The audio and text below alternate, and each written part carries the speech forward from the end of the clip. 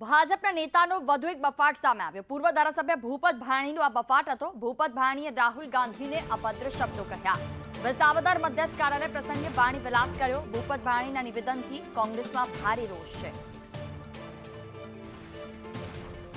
રાહુલ ગાંધીને નપુંસક કયા વ્યક્તિના હાથમાં દેશની કમાલ નસો આપી શકાય। વિસાવદર મધ્યસ્થ કાર્યાલય પ્રસંગે તેમણે આ વાણી વિલાસ કર્યો। ભાજપના નેતાઓ ભાન ભૂલ્યા અને સામે કોંગ્રેસ પોતાનો રોષ ઠાલવી રહી છે। ભૂપત ભાણીના નિવેદનથી કોંગ્રેસમાં ભારે રોષ છે। ભાજપના નેતાનો વધુ એક બફાટ સામે આવ્યો। ભૂપત ભાણી ફોન લાઈન પર જોડાયા છે અમારી સાથે। જે રીતે આ નિવેદન આપે આપ્યું છે અને સવાલો પણ ઉઠી રહ્યા છે, સૌથી પહેલા તો આપની પાસેથી જે બાબત પર સાંભળવા માંગીશું કે આ નિવેદન આપના પ્રમાણે યોગ્ય હતું? એટલે મેં જે નિવેદન આપ્યું એ એવા અર્થમાં નિવેદન આપ્યું છે કે દેશની કમાન એવા નબળા નેતૃત્વને આપણે ન સોંપી શકીએ। નરેન્દ્રભાઈ જેવું સક્ષમ અને એક સબળ નેતૃત્વ હોય તો એની સરખામણીમાં રાહુલ ગાંધી ઘણા નબળા છે એવા અર્થમાં મેં વાત કરી હતી। બીજો કોઈ મારો અર્થ નહોતો અને એવા નબળા વ્યક્તિત્વને આપણે દેશનું ન સોંપી શકાય એવા અર્થમાં મારી વાત હતી। ભૂપતજી, સંદેશ ન્યૂઝ પર ફોન લાઈન પર નબળું બોલો છો, પણ ત્યાં નબળો શબ્દ નહોતો, બીજો હતો। મને ખ્યાલ છે પણ અર્થ એવો હતો, હું એમ આપને કહેવા માંગુ છું। અર્થ તો કોઈ નથી જોતું, વાત તો શબ્દોની છે। જી જી। તો આપને લાગે છે કે આ યોગ્ય છે? બિલકુલ, મારો કહેવાનો મતલબ એમનું નેતૃત્વ સક્ષમ એટલું નથી કે અમે દેશને આપને શાસન આપી એવું શકે। નથી પૂછતા આપનો મતલબ શું હતો, એ અમે સમજી ગયા, જનતા મારો સમજી મતલબ- ગઈ। આ મારો શબ્દ મતલબ એવો જ યોગ્ય હતો। છે। ભારતીય જનતા પાર્ટી શિસ્તની પાર્ટી છે। જી જી, પણ આ તો મારું વ્યક્તિગત મંતવ્ય હતું, પાર્ટીનું મંતવ્ય નહોતું। હું વ્યક્તિગત પણ આવો માનું છો તો છું। આ પાર્ટી તરફથી ને, હું આપને સવાલ જી। પણ હું નથી કરતી, સંદેશ જી। ન્યૂઝ તરફથી કરું છું। તો એ જ જી। રીતે આપ પણ ભારતીય જનતા પાર્ટીમાંથી જ આવો છો। જી જી જી। જી, તો એ તો છાંટા તો ત્યાં પણ ઉડવાના ને? બિલકુલ છાંટા ઉડવાનો કોઈ પ્રશ્ન નથી। મારી વાતમાં એવું કોઈ છે નહીં। મેં તો એમને એવા નબળા વ્યક્તિના હાથમાં દેશનું શાસન ન સોંપી શકાય। ભૂપતભાઈ સાંભળો, જી, આ જી, જ પરિસ્થિતિ હવે આપણે પુરુષોત્તમ રૂપાલાની જોઈએ ને એમને વ્યક્તિગત માની લઈએ તો લોકો જી। શું કરવા ભારતીય જનતા પાર્ટી પર પણ સવાલ ઉઠાવતા કે એમને કાઢો? ના ના ના, રૂપાલા સાહેબનો વિષય અલગ છે હા, અને મારો વાત કહેવાનો શબ્દોની મતલબ છે, એમનો વિષય પણ અલગ છે, વાત શબ્દોની છે। ક્યાં સુધી આવા બફાટ ચાલતા રહેશે? ના ના, માફી બિલકુલ માંગશો આપ? ના, બિલકુલ એમાં માફી માંગવી પડે મારે એવું હું કઈ બોલ્યો જ નથી।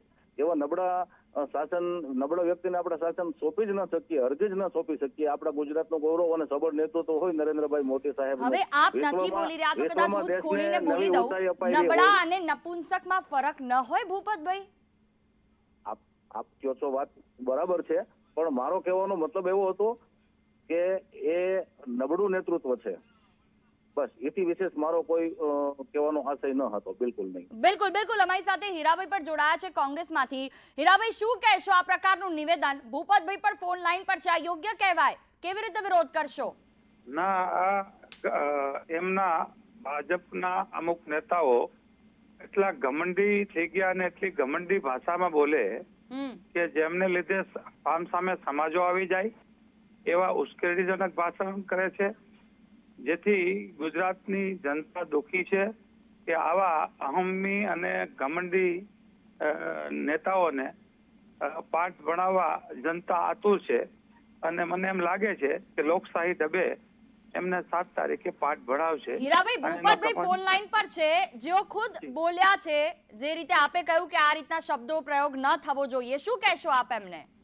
ના, હું આપને એ જ કહું છું કે કોઈ પણ વ્યક્તિગત કોઈ આવી ટિપ્પણી કરવી એ ખેદજનક છે।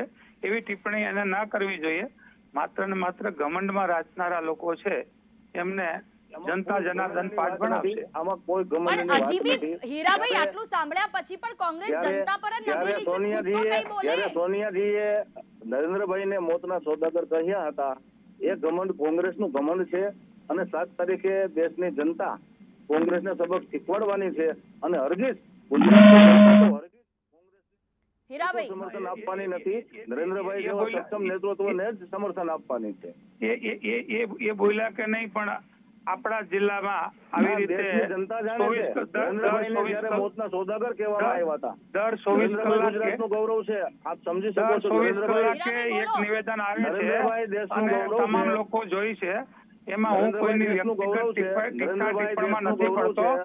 પણ આપણને જ્યારે કોઈ પણ હીરાભાઈ, તમારા જ પક્ષના હાઈકમાન્ડ પર સવાલ ઉઠાવ્યા છે, તેમને નબળું નેતૃત્વ કહ્યું, કંઈક તો બોલો.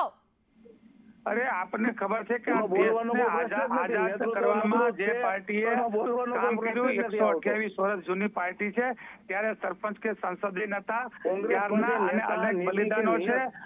આ લોકો કોંગ્રેસ ઘમંડથી પાસે નીકળી નેતા, પડ્યા છે નીતિ અને આ કે ઘમંડ છે બધી એમને વસ્તુની ખોટ છે. પ્રજા છે એ અને એનું ઘમંડનો પરિણામ અસ્ત્ર આવશે અને આવનારા દિવસોમાં આવા ભોગવવાની ઘમંડી છે. તો લોકોને ચર્ચા કરવી એ એક પણ મિનિટ, યાદગીરી નથી ભૂપતભાઈ, લાગતી. આપણી પાસે આવું છું. ભૂપતભાઈ, આપણી પાસે આવું તો હીરાભાઈ, હજી પણ તમે પ્રજા પર જ ડિપેન્ડ છો. તમે કઈ જવાબ નહીં આપો, બિલકુલ, રોષ બિલકુલ. નહીં ઠાલવો, ના, પણ કોન્ફરન્સ આમનો નહીં કરો.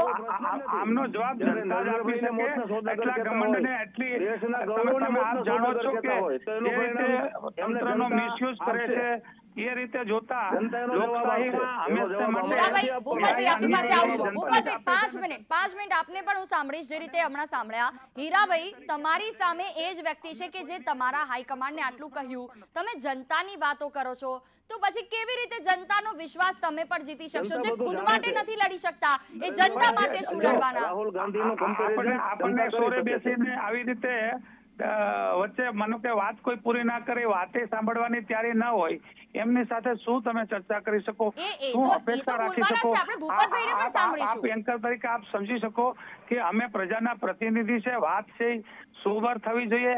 આવી રીતે જેમ પેલા કોઈ છોકરા નાના હોય અને ઝઘડો કરતા હોય એવી જવાબ દેતા હોય, વચ્ચે વચ્ચે બોલે છે, એમની સાથે ચર્ચા શું કરવી એ મને આપ જણાવશો? જ્યારે એમની નરેન્દ્રભાઈ સાથે ચર્ચા કરો કે ના કરો, તમે તમારો પક્ષ રાખો. અરે ભાઈ, મારો પક્ષ મેં રાખ્યો છે કે અમે જનતાની બિલકુલ. પાસે જઈ ચૂક્યા છે. લોકશાહીમાં 5 વર્ષે જનતા પાસે જવું જોઈએ અને જનતા 7 તારીખે આનો જવાબ આપશે પેટીમાં. મને વિશ્વાસ છે. બિલકુલ, બિલકુલ. હીરાભાઈ, આપણી પાસે આવું છું. ભૂપતભાઈ, જેટલા પણ આરોપો આપે લગાડ્યા અને બીજી વાત આપે સામે પણ કહ્યું કે મોતના સોદાગર જે પણ હોય, ભારતીય જનતા પાર્ટી અત્યાર સુધી એમ કહેતી આવી છે કે સામેવાળા જે કરે અમે તો અમારી શિસ્તમાં જ રહેવાના. નહીં, તો અમે આ તો શિસ્ત સામેવાળાના ક્યાં ગઈ? મુદ્દાનો જવાબ આપીએ છીએ. અમે કોઈ આક્ષેપ નથી કરતા.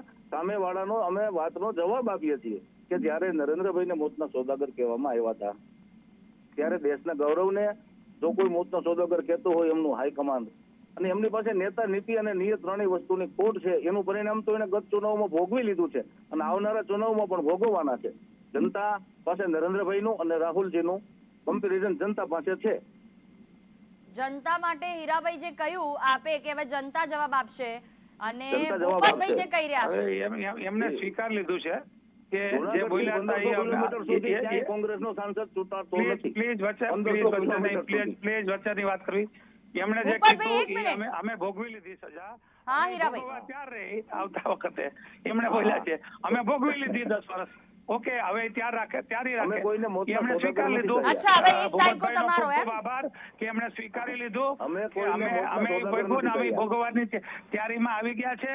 એટલે જનતા છે સુખાકામ બિલકુલ. છે ને ત્યારે રહેશે. બિલકુલ, બિલકુલ. આપ બંનેનો અમારી સાથે જોડાવા બદલ ખૂબ ખૂબ આભાર. તો મેં નબળા હોવાની વાત કરી હતી, મારે સક્ષમ નેતૃત્વ નથી એમ કહેવું હતું ભૂપત ભાયાણીનું આ નિવેદન. જો કે તેમનો શું અર્થ હતો અને તેમણે જે શબ્દો વાપર્યા એ સૌથી વધારે જોવાયા, અને હાલ તો માફી માંગવી પડે એવું કંઈ બોલ્યો નથી હું તેવી વાત પણ તેમણે કરી.